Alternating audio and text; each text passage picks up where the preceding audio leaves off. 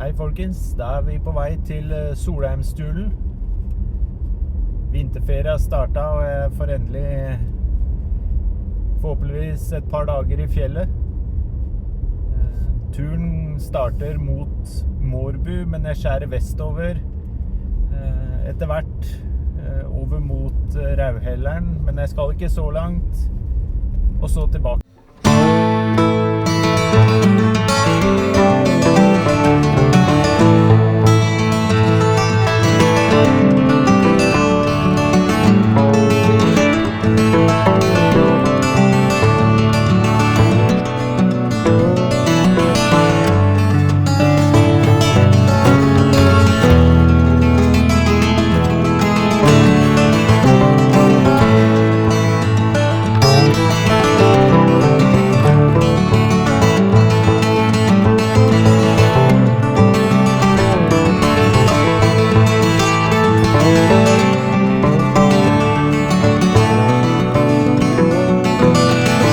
Så mye i starten, men jeg måtte stoppe og ta meg dunjakka. Det ble litt typisk på vei til Mårbu, så starter det ganske bratt. Det blir fort varm på ryggen. Det kommer til å gå oppover en stund nå.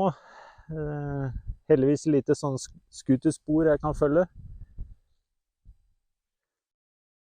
Liten sky som dekker for sola, men vi får se om han titter fram igjen etter hvert. Men det er i hvert fall godt å være ute igjen.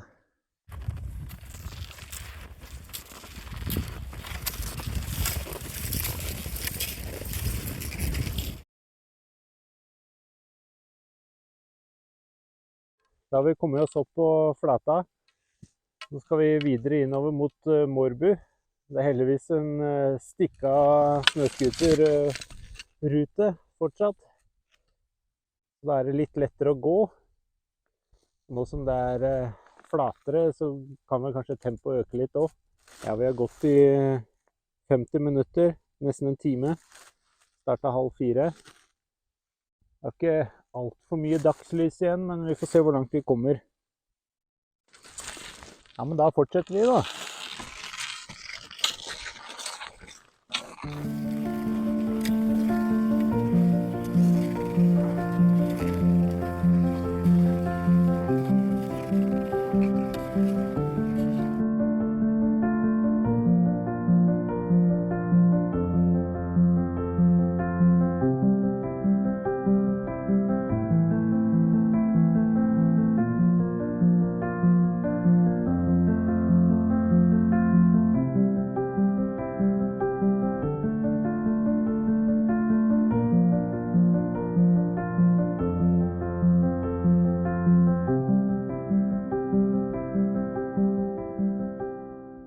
Sånn, det er klokka 5:15.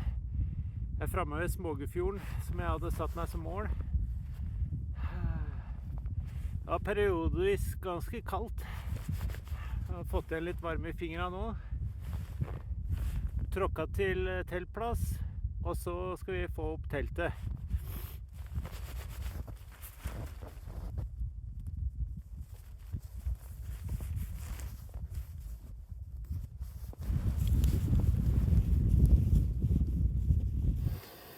Men nå er teltet klart, og sovepose og liggeunderlag er lagt ut.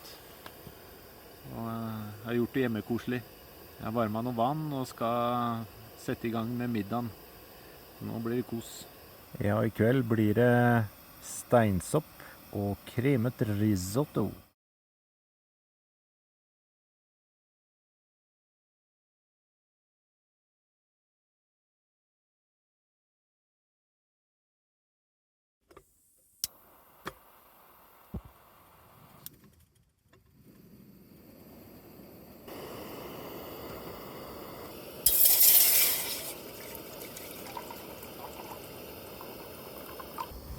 God morgen, folkens. Da er kaffen klar, og nå skal det inntas frokost. Smelter litt snø nå for å ha vann senere. Det var egentlig helt vindstille i natt. Veldig behagelig. Ganske god natt. Nå er det en ny dag og nye muligheter.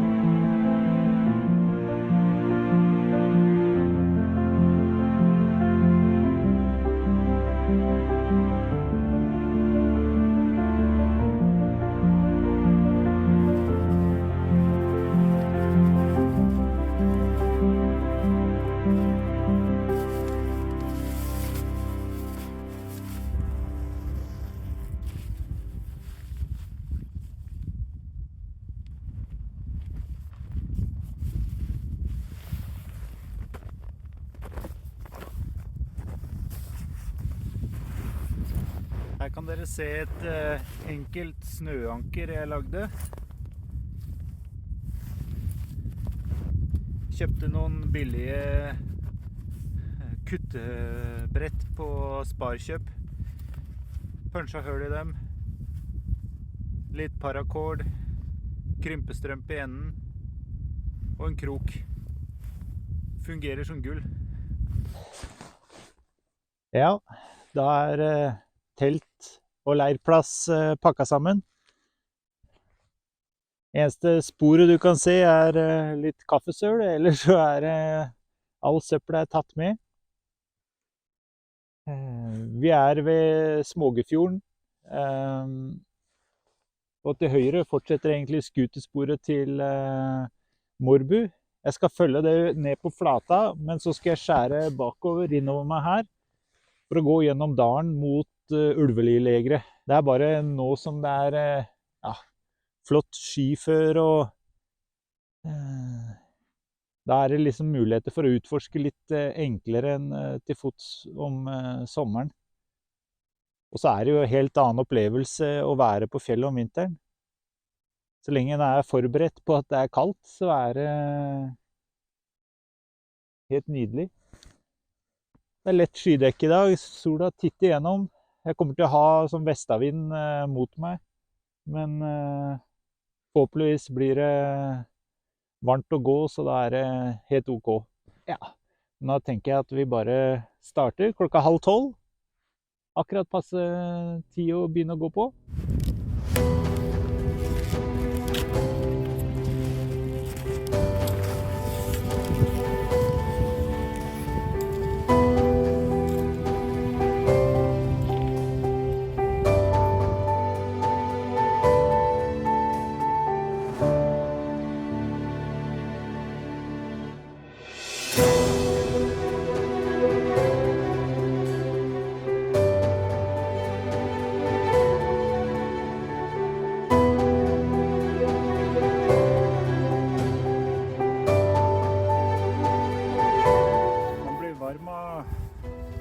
Seg for mye også.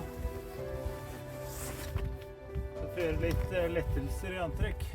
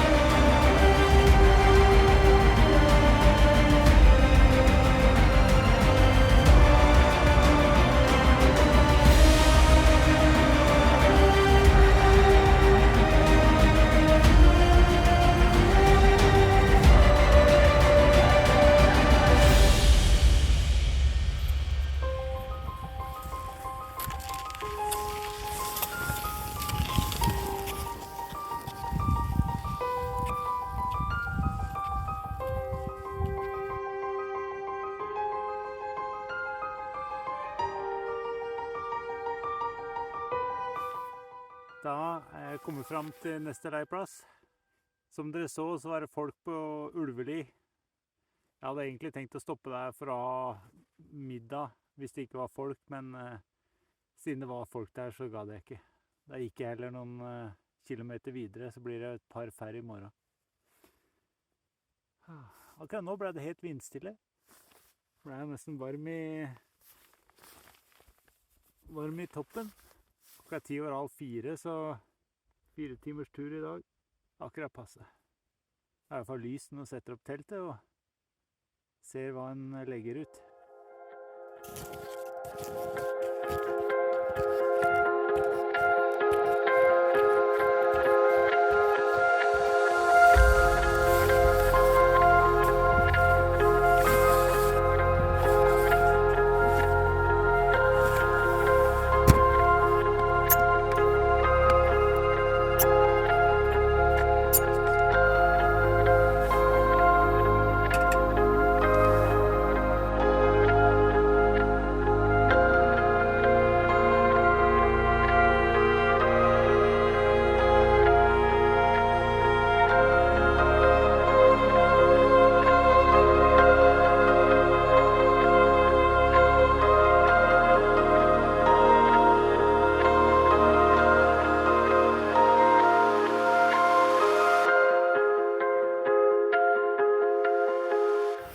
Da ble det bolognese fra Monsen i dag. Ja, da var bolognesen klar. Carbonara var den jeg ikke spiste.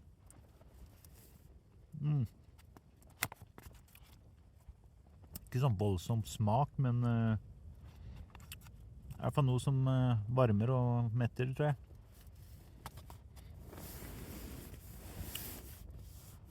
Jeg har kaffen ferdig brygget også. Kom med meg i soveposen, så nå skal jeg bare kose meg med mat og se en film på telefonen, tenkte jeg.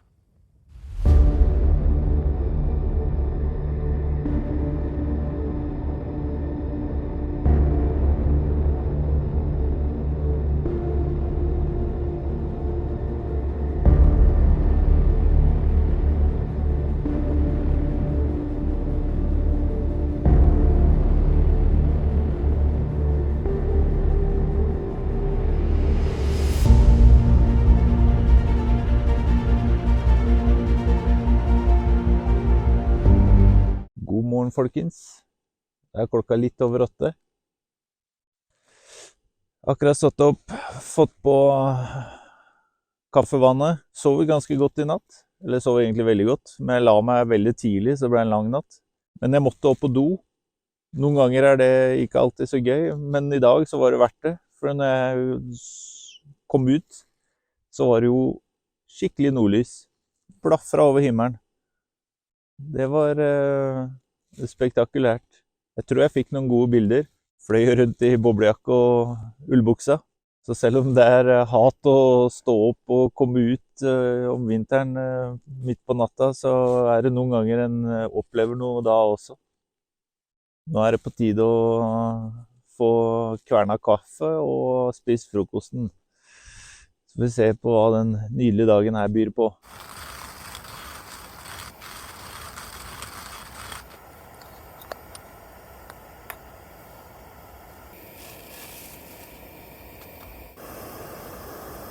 Jeg er veldig fornøyd med den Optimus Polaris.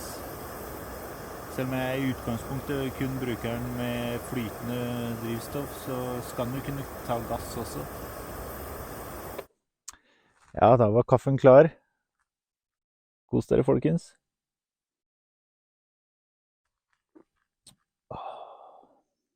Nydelig.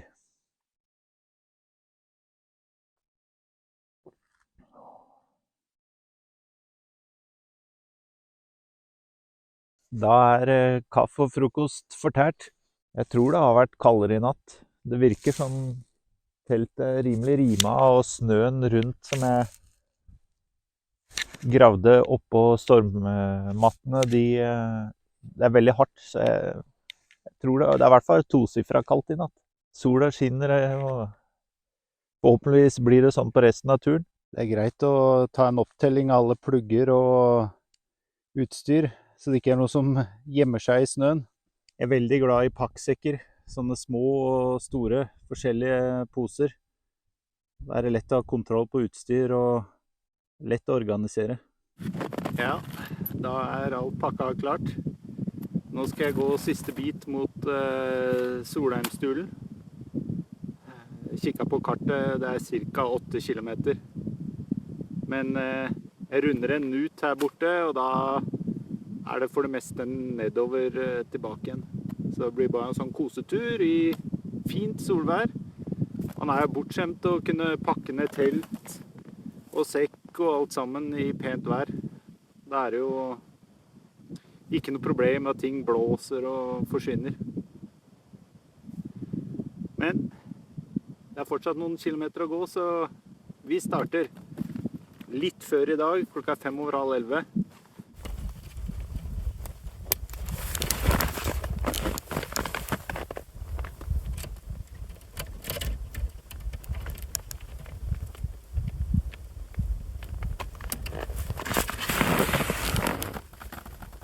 Sånn. Da er vi koblet til og klare. Leirplassen er sjekka. Dobbeltsjekker. Alt henger på pulken. Sekken. Da starter vi.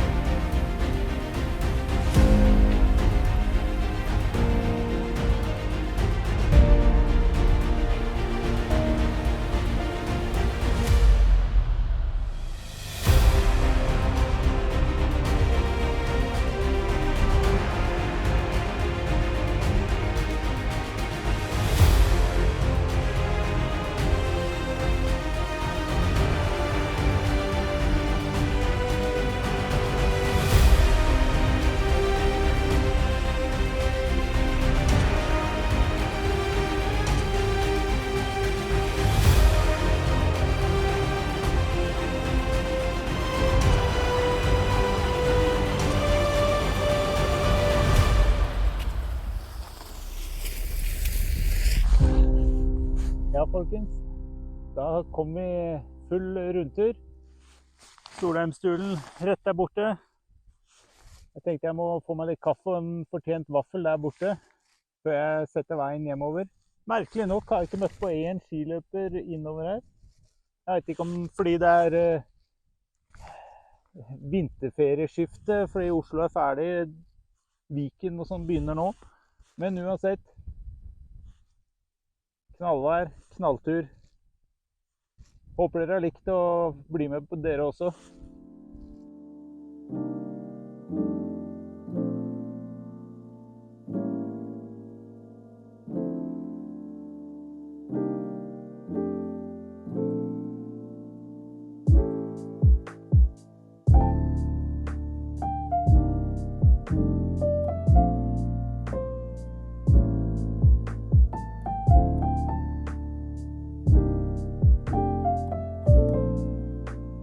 Som dere ser så har jeg fått bytta ut Corollaen. Jeg er blitt helelektrisk BZ4X fra Toyota. Den har jo hatt litt rufsete start, kan man mildt sagt si. Den er fortsatt litt utfordringer med rekkevidde og visning av det, men jeg har hatt bilen nå i 2 uker. Kjempefornøyd. Kjører som en drøm. God plass til å få med turutstyr. Fikk endelig takstativ, så jeg kunne legge ski og pulk på taket i stedet for å ha det inni.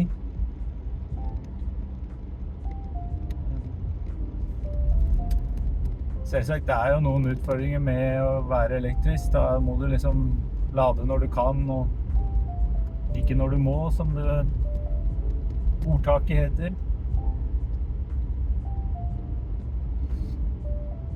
Men jeg kom jo til Solheimstulen. Men jeg håper dere har hatt en fin tur sammen med meg. Jeg har i hvert fall hatt en strålende tur. Og om dere er i nærheten, ta en tur til Solheimstulen.